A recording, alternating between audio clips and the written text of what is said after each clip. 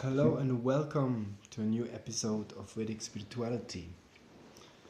My name is Madan Gopaldas, I'm your host, and on this channel we are talking about Vedic philosophy and how to become happy in life. So, I want to continue the series of random talks, and today's subject is about the three aspects of God. So in the Vedic literatures, there's mentioned that those who know the truth, those who have seen the absolute truth, who have seen God, they say that there are three aspects to God. And there's an impersonal aspect, an all-pervading aspect, and the personal aspect. So the impersonal aspect of God, we can say, on that realization, we will perceive everything as one.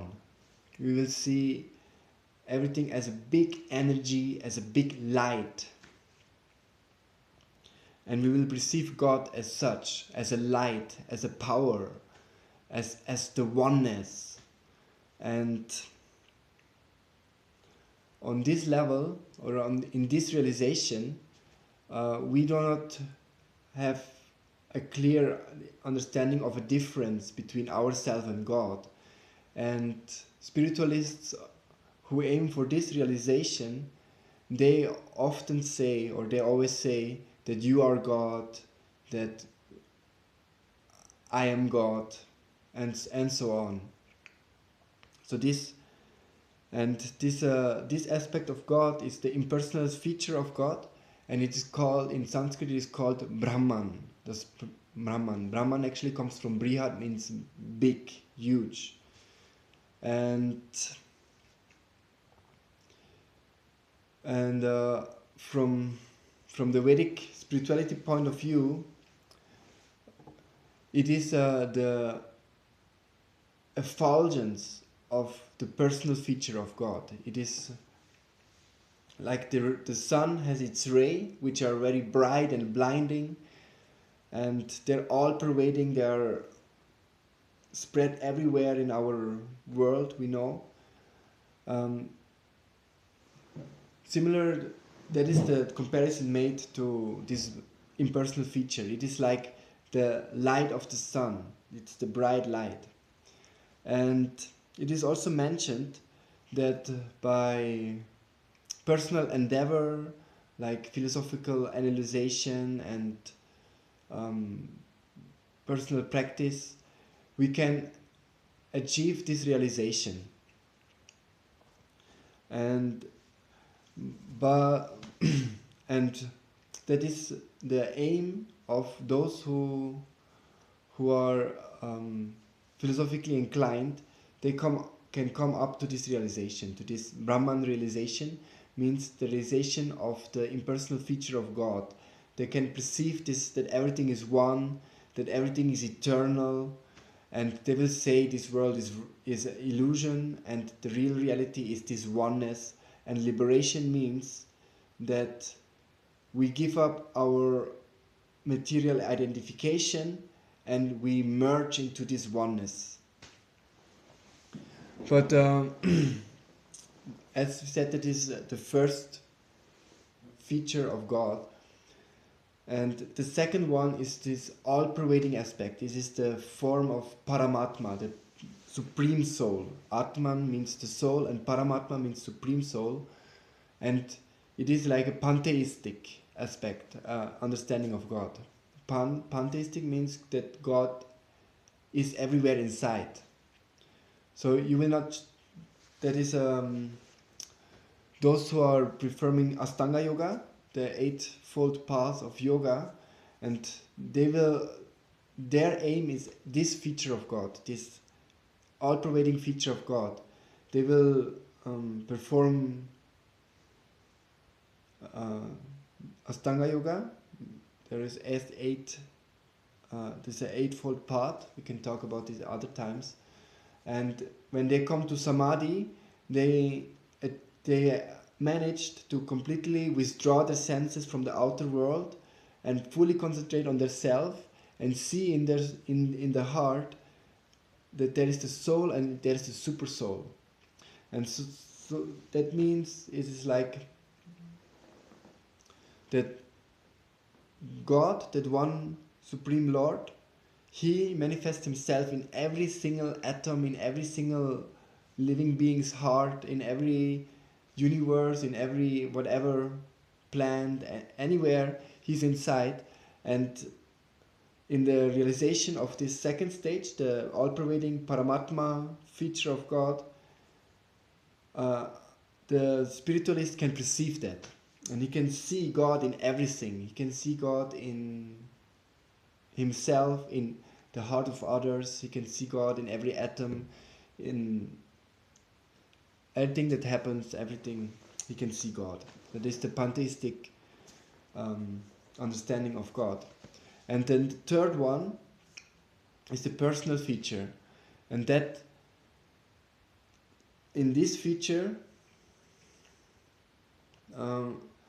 an exchange of service happens, or an exchange of love.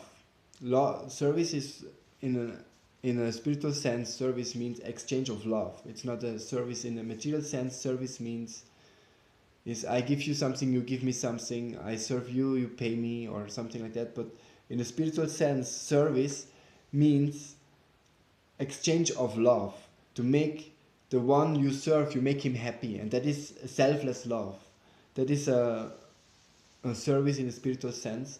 And in the personal feature, that is when God becomes your friend, God becomes your father, or you become the father of God, or any type of relationship, a personal relationship which is based on love, that is with the personal feature of God.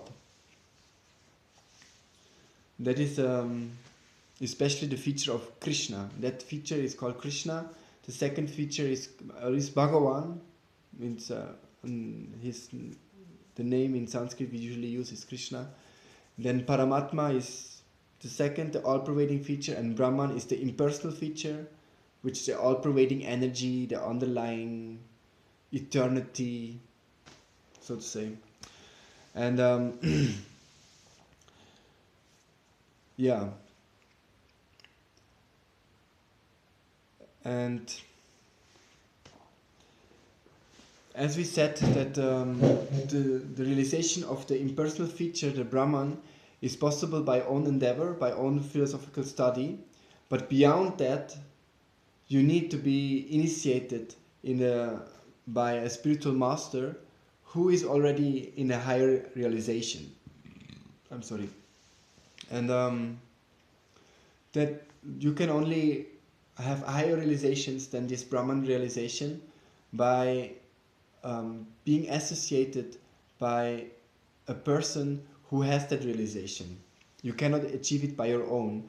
It has to be given to you through initiation. And this process of initiation and the relationship between this spiritual master and disciple is a broad topic, and that will require many video series to cover that. So these are the three features of God in Vedic philosophy. And of course, in the line I'm following, we are mostly concerned about Bhagavān, the personal feature of God. And of course we are acknowledging all the other features also, but we are mostly concerned with the personal feature of God. Because there is this, you might have heard this expression, Sat Chit Ananda, that is the nature of the soul, or the nature of everything spiritual, is to be eternal, full of wisdom or knowledge, and full of happiness.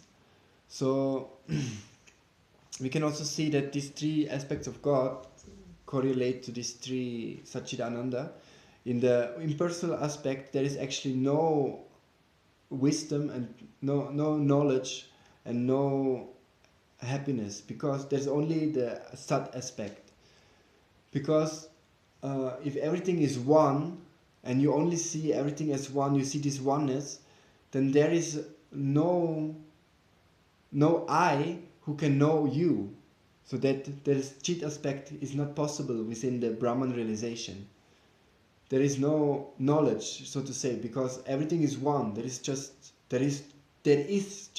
nothing else. There is just existence. There is just Sat. There is no I and you, where I can know you or you can know me. There is not such a thing. So there is no chit. But in the Paramātmā realization, then there is the Paramātmā and there is me. I can know Paramātmā, Paramātmā knows me. So there is this knowledge aspect can be there. So this is high, is a like a dimension higher, so to say. It's Sat Chit. But there is not yet an Ananda, because the relationship between Paramātmā and you is neutral. You just know him, you acknowledge him, but there is not yet an exchange of love, and that happens with the Bhagavān aspect. And therefore as soon as exchange of love happens, then so much happiness is there, because activities are there, an exchange of love, different humors, different emotions are there, and then the aspect of Ananda comes. So to experience actually the full transcendence, we have to aim for this Bhagavān realization. And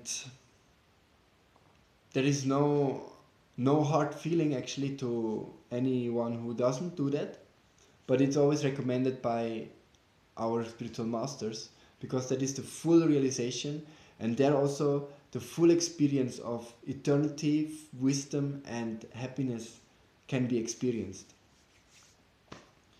Yeah, so this is the video for today. If you like to know more about Vedic philosophy and Vedic spirituality, then please subscribe. I will try to upload regularly, and hit the notification bell so you will also be notified that I'm uploading videos, and give me a thumbs up. It will help me to continue my endeavor. And if you have any questions or any comments, please put them in the comments. Thank you for watching, and I wish you a wonderful evening or day whenever you watch this.